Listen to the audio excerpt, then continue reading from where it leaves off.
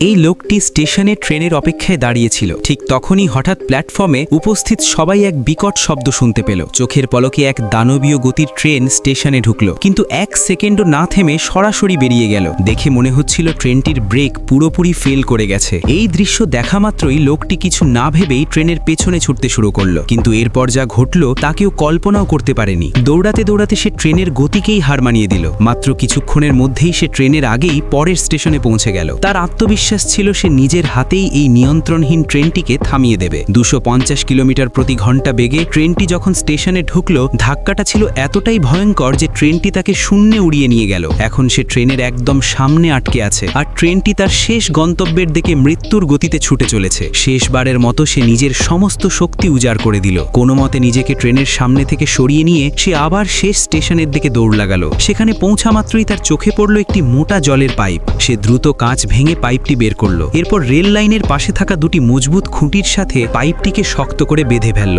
এবার সে নিজের অতিমানবীয় শক্তি সরাসরি দেখাতে চাইছিল না, যাতে কেউ তাকে সন্দেহ না করে। সব প্রস্তুতি শেষ করে সে ট্রেনের সামনে বুক চিতিয়ে দাঁড়িয়ে গেল। বিদ্যুতের গতিতে ট্রেনটি আবার ধেয়ে এলো, কিন্তু এবার ফলাফল ছিল সম্পূর্ণ ভিন্ন। ট্রেনটি আচমকাই থেমে গেল। সেই শক্তিশালী পাইপটি একটুও ছিঁড়ল না, বরং প্রচণ্ড ঝাঁকুনিতে ট্রেনটি পেছনের দিকে ছিটকে গেল। কাজ শেষ করে লোকটি মুখ লুকিয়ে সেখান থেকে সরে যেতে চাইছিল, কিন্তু সে জানত না গোপন গোয়েন্দা সংস্থার নজর অনেক আগেই তার উপর পড়ে গেছে।